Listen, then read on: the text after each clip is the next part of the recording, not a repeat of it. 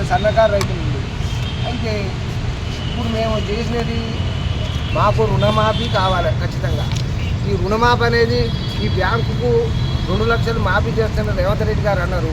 సరే, ఆయన అన్న ప్రకారమే వాళ్ళు ఇచ్చారు. 2 లక్షలు మాఫీ చేస్తున్నారు. మీ ఆశతోటి అందరం ప్రతి రైతు కానీ కూలీలు కానీ ప్రజలంతా రేవంత్ రెడ్డి గారు గెలవాలని ఆలోచన చేసి గెలిపించిన తర్వాత మీ ఆశతోటి 2 లక్షలు మాఫీ అనే వరకు ఫస్ట్ కేసీఆర్ 1 లక్ష వదిలిపెట్టిపోయిండు. ఆ పైసలు అటువంటి డబ్బులు మొత్తం 2 లక్షలకు పైన అయినాయి. కానీ ఆ పైన అయిన ఆలోచన మేము చేసుకుంటాం. కాబట్టి మీరు 2 లక్షల రుణమాఫీ బ్యాంకుకు మీరు విచారించండి. అరే బాబు, ఈ 2 లక్షలు ఈ పైసలు మీరు కట్టుకుంటే మేము ఈ 2 లక్షలు మాఫీ చేస్తామని చెప్పి ఇక రేవంత్ రెడ్డి గారు వాళ్ళకి ఇన్ఫర్మేషన్ ఇచ్చి కలెక్టర్ కానీ బ్యాంకు ద్వారా కానీ వాళ్ళకి ఇన్ఫర్మేషన్ ఇస్తే ఈ 2 లక్షల మీరు చూసుకోండి, కనుమ పైసలు మేము కట్టుకుంటాం. మరి ఇక్కడికి ఎందుకు వచ్చినాం అంటే నాకు 2 లక్షలు మాఫీ చేస్తాను. నాకు ఏది తెలియక ప్రగతి భవన్ అనేది నాకు తెలియదు. ఈ గాంధీ భవన్ అంటే ఎక్కడుందని ఆలోచనతో గాంధీ భవన్ కాడికి వచ్చిన. స్పష్టంగా నాకు 2 లక్షల రుణమాఫీ నేనే కాదు, పేద ప్రజలు చాలామంది ఉన్నారు. నాకు స్పష్టంగా రుణమాఫీ చేయాలి. నీ పేరు ఏం పేరు? ఏ ఊరు? ఏం పేరు? తోట యాదగిరి శాలిగారు మండలం తుంగుతుర్తి నియోజకవర్గం, నల్గొండ జిల్లా.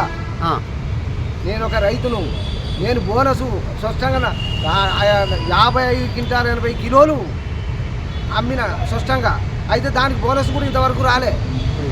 సరే, సన్నోట్లకు అన్నావు, పోచినావు చేసినావు. సరే, 500 బోనస్ వస్తుంది కదా అని చెప్పంటే ఆ బోనస్ కూడా రాలే. ఇది రుణమాఫీ కాలే, ఇది పింఛనీ లేదు. మా పరిస్థితి అంటే ఆరోగ్యాన్ని ముచ్చట మేము మా దేవుని తయారు చేసుకుంటున్నాం. మా అబ్బాయికి కనీసం కారణం వస్తే 25 లక్షలు అయినాయి. నువ్వు ఎందుకు కట్టలేదు, ఈ పైసలు ఎవరు కట్టలేని అంటున్నావు కదా. అటువంటి ఇబ్బందులు ఉన్నాం కాబట్టి మేము కట్టలేకపోయినాం. మాకు 3 పిల్లలు, అమ్మాయి. కాబట్టి ఎటు చేసి నాకు 2 లక్షల రుణమాఫీ చేస్తే చాలా సంతోషమైన విషయం. మీరు వాళ్ళు వచ్చినాక నేను లేవను, స్వచ్ఛంగా నాకు ఒప్పుకోవాలి. అంతవరకు దాకా నేను ఉంటా. రమ్మను, నేను అబద్ధం ఆడితే తీసుకుపోయి చేయలేదవను.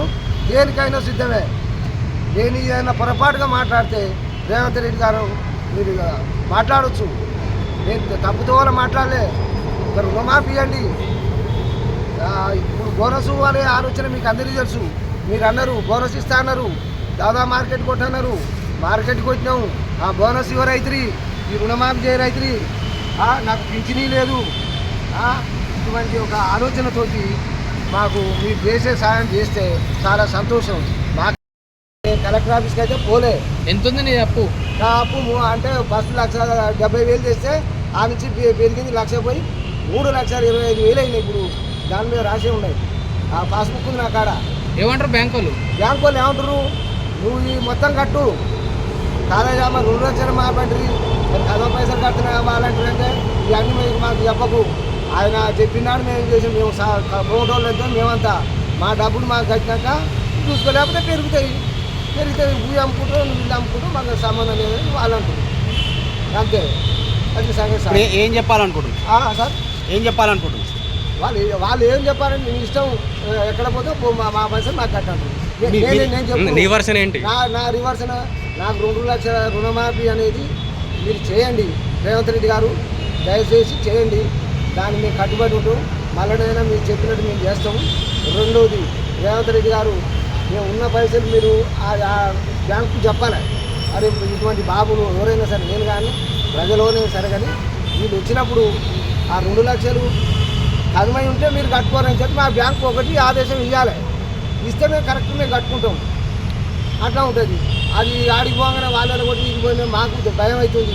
ఈ 70,000 తెచ్చే 1,00,000 పోయి 3 లక్షల రేపు జప్తు చేస్తే ఈ పదవి పోయిన తర్వాత మాకు దిక్కోరు. మీరున్నప్పుడే మాకు కన్న తండ్రి లేక మీరు చేస్తే చాలా సంతోషంగా.